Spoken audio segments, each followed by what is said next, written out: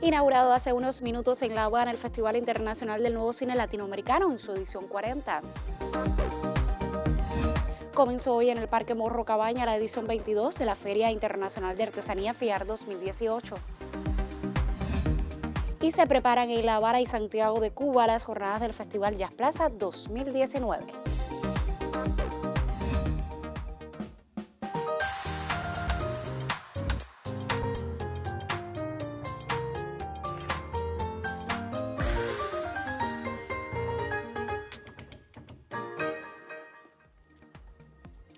Saludos, desde La Habana abrimos la emisión del Noticiero Cultural de la Televisión Cubana del jueves 6 de diciembre de 2018, con la proyección del documental El Pepe, una vida suprema de Emir Kusturica, un acercamiento a la vida del presidente uruguayo José Pepe Mujica.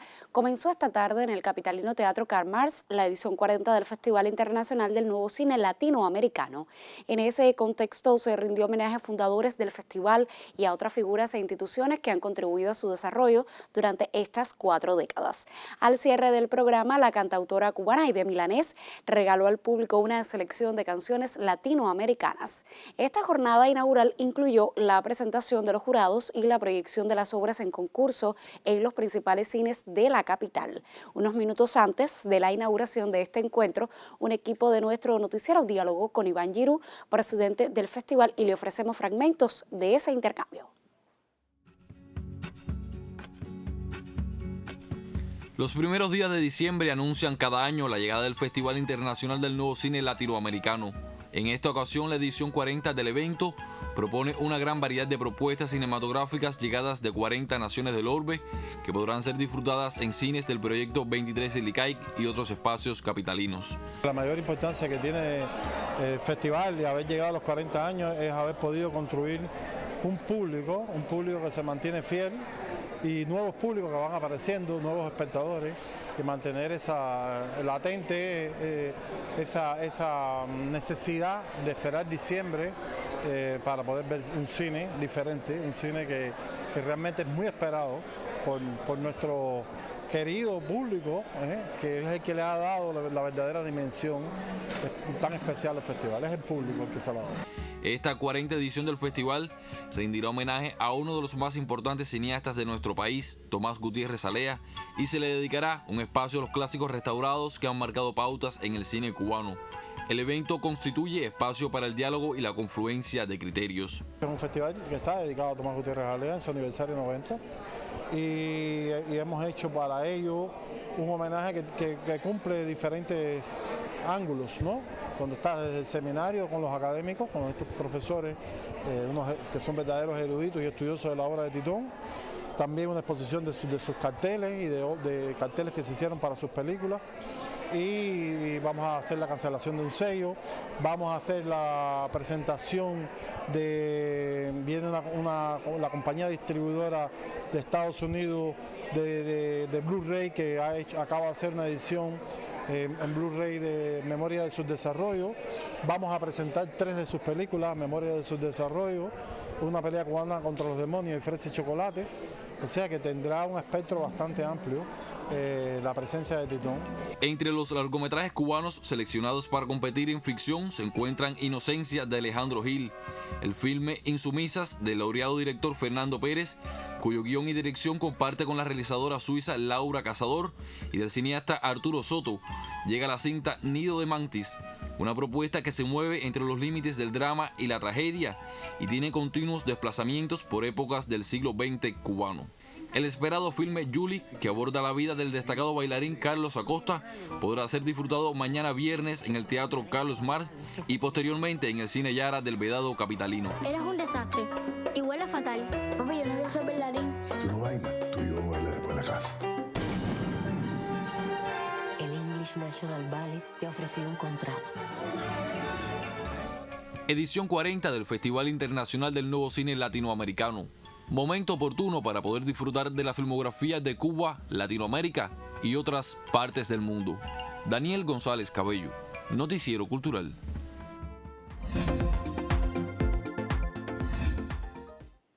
Revisamos lo que publica en las páginas culturales de otros medios de prensa. La agencia cubana de noticias informa que con la presentación en concierto de Bionaica Martínez y Eduardo Sosa quedó inaugurada esta tarde en la Plaza San Francisco de la Fortaleza San Carlos de la Cabaña la Feria Internacional de Artesanía FIAR 2018, organizada por el Fondo Cubano de Bienes Culturales.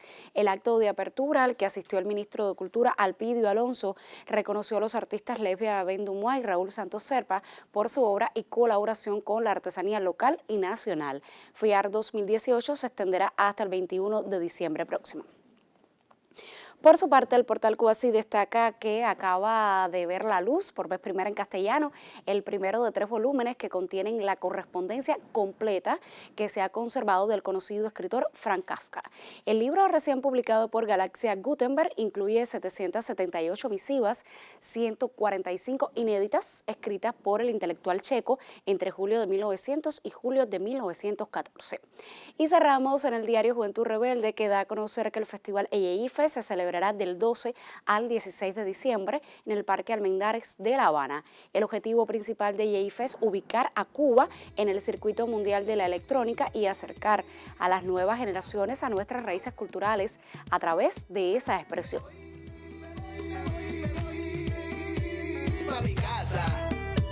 Mira. Y con un fragmento de la música de Cima Funk, uno de los proyectos invitados a EYEIFE, cerramos nuestra revista de prensa por hoy.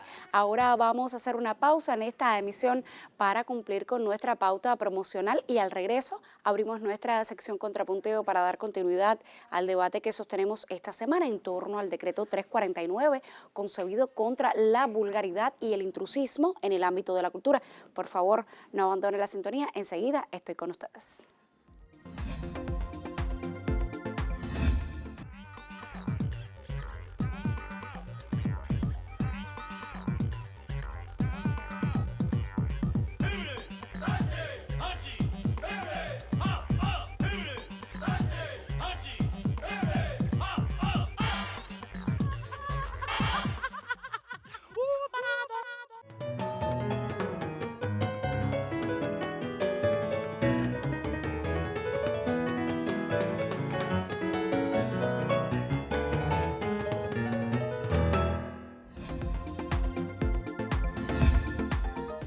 La 34ª edición del Festival Internacional Jazz Plaza 2019, que se desarrollará del 14 al 20 de enero próximos en La Habana y Santiago de Cuba, incluirá un homenaje al maestro Adalberto Álvarez, Premio Nacional de Música por su cumpleaños 70. En un encuentro con la prensa se dieron a conocer otros detalles de la cita, que cuenta en su soporte visual con un cartel del diseñador Ernesto Niebla, inspirado en una obra del artista de la plástica Alberto Lescay. Jazz igual a libertad será la máxima que acompaña el 34 Festival Internacional de Jazz, que se realizará del 14 al 20 de enero en La Habana y Santiago de Cuba. Los detalles se anunciaron en conferencia de prensa realizada en el Jazz Café de Galerías Paseo y organizada por el Centro Nacional de Música Popular en coordinación con el Centro de Comunicación y Desarrollo Cultural del Ministerio de Cultura. La primera particularidad la acabas de ver, una imagen que viene a partir de la obra plástica del maestro Lescay, quien ha estado vinculado con el género durante mucho tiempo, y bueno, ahí está el eslogan, Jazz es igual a libertad, que tiene que ver con toda la espontaneidad, todo, es decir, de todo el sentir de cada jazzista en el momento de tocar. Hay alrededor de 56 proyectos extranjeros que van a venir y van a confluir con músicos cubanos. Las propuestas que traerá el jazz para Santiago por tercera vez consecutiva estarán lideradas por el músico Roberto Fonseca y tendrán al Iris Jazz Club como sede principal. En el festival, en la inauguración del Festival Plaza en Santiago, vamos a hacer un sueño realizado, porque voy a compartir con los inimitables, los muñequitos de Matanzas, que para mí es un nivel más alto del mundo de música cubana, los muñequitos. Y también vamos a compartir con la Conga de los Hoyos y Antonio Fernández, el pianista de Eliades Ochoa. En la capital cubana se sumarán tendrán espacios como el Portal del Cine Yara junto al Teatro Nacional en sus 2 salas y el Jardín del Teatro Mella. Además, el programa radial A Buena Hora que transmitirá Radio Taíno estará acompañando el Jazz Plaza desde las ondas hercianas. El también conocido como Jazz Plaza fue creado por el maestro Bobby Carcassés e incluye al gran jazzista Chucho Valdés como parte del comité organizador.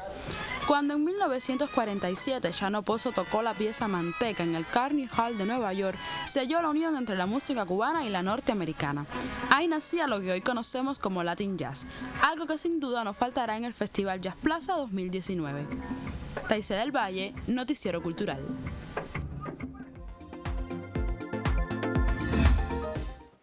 Esta semana nuestra sección Contrapunteo debate sobre las particularidades del decreto 349 concebido contra la vulgaridad y el intrusismo profesional en el ámbito de la cultura.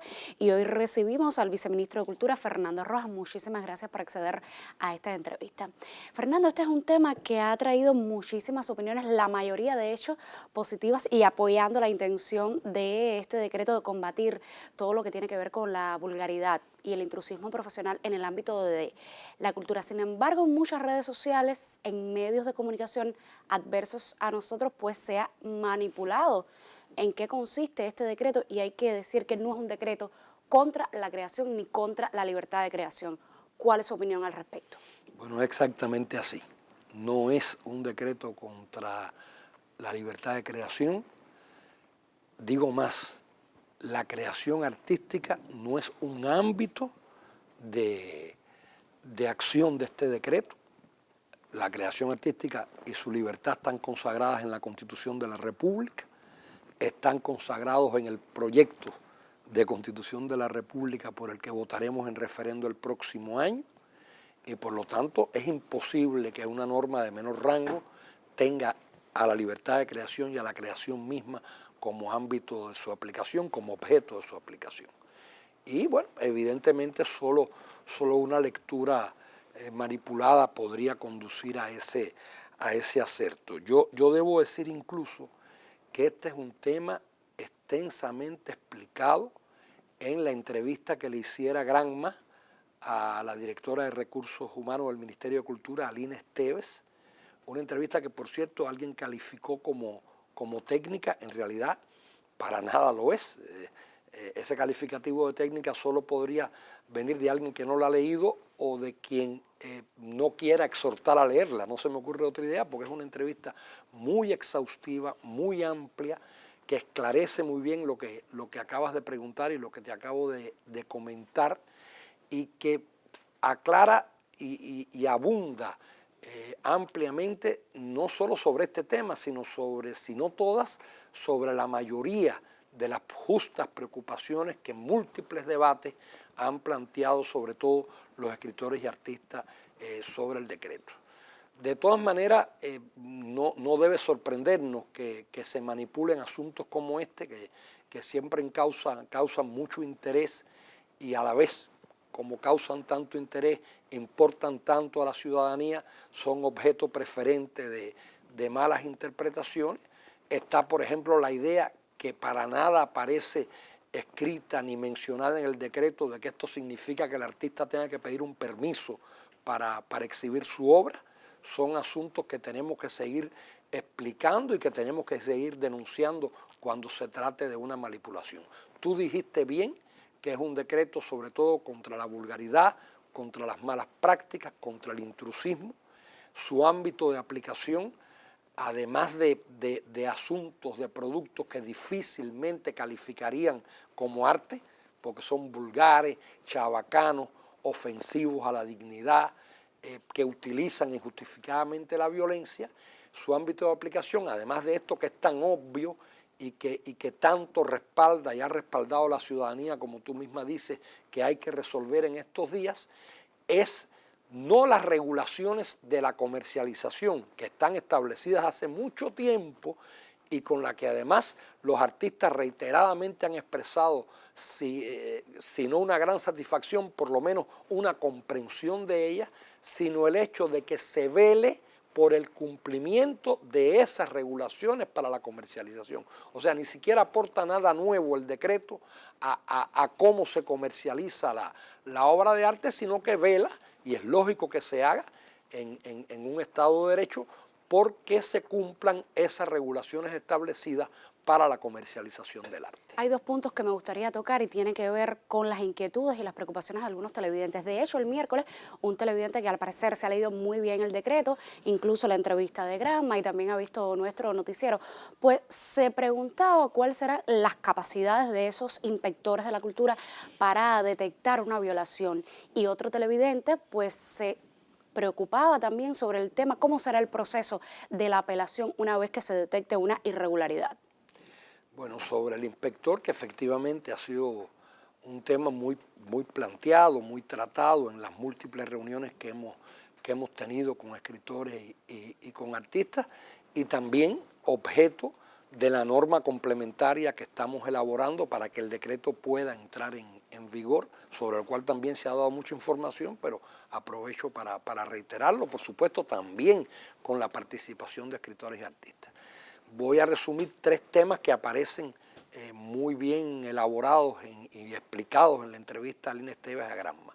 Uno es que los inspectores van a recibir previamente al inicio de su actuación actividades, seminarios de capacitación muy específicos sobre los temas a los que se refiere el decreto. Otro es, y se explica muy bien en la entrevista a Granma, que habrá áreas determinados, pudiéramos decir, escenarios donde todavía para que se pueda actuar hay que esperar un tiempo, teniendo en cuenta que hay otras disposiciones en estudio sobre la circulación del arte. Eso se explica muy bien en la entrevista a Granma. O sea, allí donde todavía hay cuestiones que faltan por precisar, por legislar en términos de la circulación del arte, no intervendría tampoco el inspector. Hay, y se explica en la entrevista, y estará tratado con mucha precisión en la norma complementaria, la intención clara, y después por supuesto será norma, de que la actuación del inspector, salvo cuando haya violaciones muy flagrantes, muy graves, muy claras de la legalidad, sea siempre el resultado de un análisis colectivo previo para entonces proceder después con diferentes niveles técnicos, especializados, legales, de asesorías, proceder a la intervención. O sea, en la mayoría de los casos, el inspector actuaría según un plan que obedecería a un razonamiento colectivo en el nivel que sea. Y por último, el inicio de la aplicación del decreto, se explica también muy bien por Aline Esteves, se dará específicamente sobre aquellas cuestiones, como te decía ahorita, claras, obvias, sobre aquellas violaciones más flagrantes de los procedimientos que, estando aprobados hace mucho tiempo, el decreto busca hacer cumplir. Sé, viceministro, de primera mano que han sido muy arduas los diálogos con los escritores y con los artistas en torno a este decreto, y usted de hecho ya lo confirma. ¿Cómo ha sido ese proceso de participación que tengo entendido que aún no termina? Sí, yo diría es un debate público, ya pasa de los 3 meses, o sea, ya lleva un tiempo, sucediendo, va a continuar hasta que concluyamos la discusión de la norma complementaria con la mayoría de los escritores y artistas o con sus representantes, allí donde no sea posible hacerlo con todos. Se va a hacer a través, como es lógico, de las organizaciones de creadores, la UNIAC, la Asociación Hermanos Saiz, del Sindicato de Trabajadores de la Cultura. Por lo tanto, efectivamente, todavía continuará el proceso de discusión, ahora sobre todo enfocado en la norma complementaria, en cuya redacción han estado participando artistas y escritores mandatados precisamente por las direcciones de la UNIAC y de la Asociación Hermanos Saiz. Y en el proceso que empezó, por supuesto, como es lógico, por personas que se acercaron a las instituciones o le escribieron o viceversa, por personas con las que la institución, personas de mucho prestigio, con las que la institución quiso dialogar, se han producido múltiples planteamientos de todo tipo, algunos incluso mencionados por ti. Ahora mismo, bueno, está el planteamiento de las apelaciones, que creo que no te lo contesté. Es lógico que haya una preocupación por la capacidad de los funcionarios para atenderlas, pero esa es nuestra obligación y las tendremos que atender y resolver.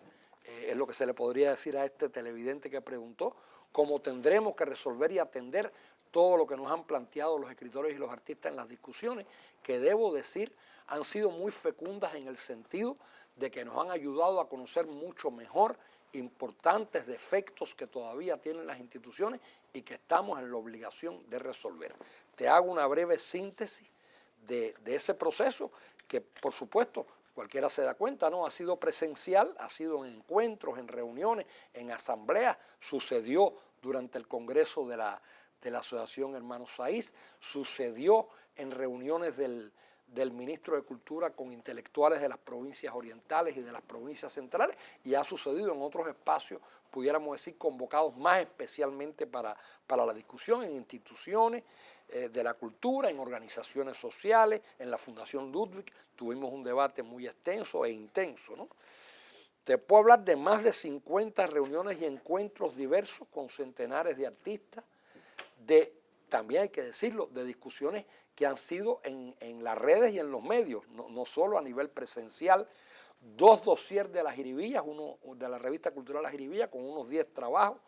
Te mencionaba el debate en las redes sociales, 3 textos en Granma, de ellos el que te he mencionado varias veces, que creo que es muy enjundioso, la entrevista a la directora de Recursos Humanos del Ministerio, contribuciones de distintos blogs, tengo que mencionar la contribución de Segunda Cita, el mandato que han recibido algunos artistas y escritores para trabajar con nosotros en las normas complementarias. En definitiva, es un nivel, a mi juicio, muy amplio de debate, tanto presencialmente como en las redes, que ha sido muy enriquecedor y nos está ayudando a producir una norma complementaria realmente muy, muy abarcadora y que creo responderá a las preocupaciones de los escritores y artistas, pero sobre todo a la gran demanda de enfrentar yo diría, lo que no tiene nada que ver con la creación artística. Muchísimas gracias, Fernando Rojas, viceministro de Cultura, por estos detalles y por estas precisiones en torno al tema de la semana, el decreto 349. Mañana el periodista Yuris Norido ofrecerá nuestra opinión editorial y usted, como siempre, todavía puede participar de este debate si nos escribe a contrapuntonc@cubarte.cul.cu o si nos deja un comentario en nuestra página de Facebook, www.facebook.com/noticierocultural.cuba. Tiempo entonces para hacer otra pausa en nuestro recorrido informativo y al regreso volveremos a hablar de las propuestas del Festival Internacional del Nuevo Cine Latinoamericano a través de las recomendaciones del crítico Joel del Río. Usted manténgase junto a nosotros.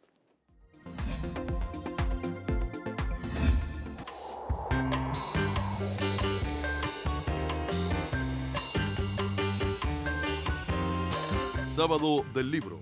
Este 8 de diciembre se presenta el libro Conversaciones al lado de Cinecittà, ediciones ampliadas del autor Arturo Soto de Ediciones ICAR. Sábado del Libro.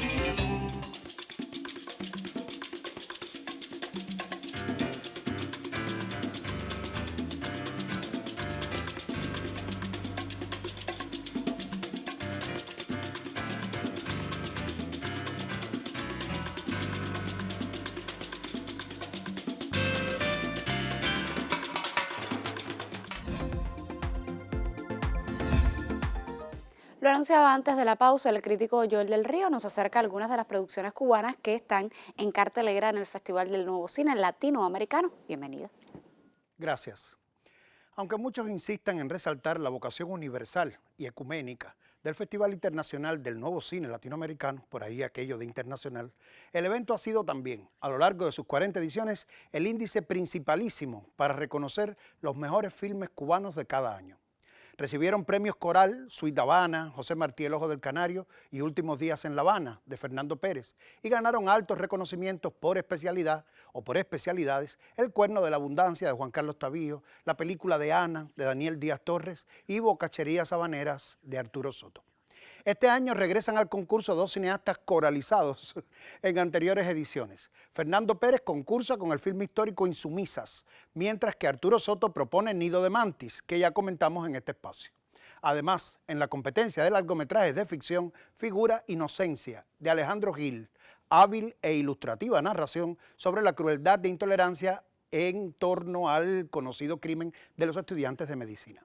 Una de las virtudes de Inocencia consiste en aportar conocimiento, emoción y luces en torno a una página negra del pasado colonial. Y todo ello se logra eludiendo también el didactismo moralizante que suele caracterizar, al cine histórico en Cuba y en todas partes además. Producidas por el ICAI, Insumisas e Inocencia se acercan a la narración y el estilo de este tipo de cine, del histórico, con desiguales resultados y perspectivas, pero por ahora resulta imposible un análisis en profundidad de ambas producciones. Por ahora solo queremos celebrar la presencia cubana en el festival, una representación que también abarca el concurso de ópera prima, en el cual compiten 2 largometrajes cubanos, ambos con importante recorrido internacional. La simpática comedia farsesca El extraordinario viaje de Celeste García, de Arturo Infante, a quien le debemos el recordado cortometraje Utopía, y además está también la coproducción cubano-canadiense Un traductor, dirigida por los hermanos Sebastián y Rodrigo Barriuso, quienes recurrieron al protagonismo del actor brasileño Rodrigo Santoro y ambientan su filme en el momento en que Cuba atendía a las víctimas del desastre nuclear de Chernobyl. En cuanto a la sección competitiva de documental, fueron elegidas 2 obras. Sergio Corrieri, Más allá de memorias, de Luis Amarici, y Los viejos heraldos, de Luis Alejandro Llero, un joven recién graduado de la Escuela Internacional de Cine y Televisión de San Antonio de los Baños y que acaba de recibir un importante premio en el Festival de Mar del Plata, por otro de sus cortos, titulado El cementerio se alumbra. La animación también cuenta solamente con 2 representantes en competencia, Encuentro muy cercano, de Paul Chaviano, y Mamilla CR7, de Dani de León y Eisman Sánchez. A juzgar por una representación cubana tan amplia y diversa, pudiéramos pensar que el cine cubano goza de excelente salud. Pero antes de llegar a tal conclusión, tal vez apresurada, porque una golondrina no hace verano ni un diciembre en Cuba significa viento fresco, es preciso tener en cuenta que la representación nacional es muy significativa, sobre todo en el concurso de guiones inéditos, plataforma de futuros filmes que incluye varios proyectos de prestigio, entre otros AMPM, de Amílcar Salati, recientemente galardonado con el premio del SGAE al mejor guión. También está La pelota roja, que escribieron Carlos Lechuga y Fabián Suárez, ambos conocidos y respetados por sus anteriores filmes Melaza y Caballos.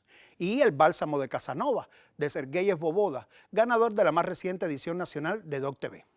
En fin, que parece irrompible el hilo de continuidad entre los nuevos creadores y clásicos como Tomás Gutiérrez Alea, a quien se rinde homenaje en esta edición número 40 de un festival cuyos designios estuvieron y estarán profundamente ligados al destino del cine cubano.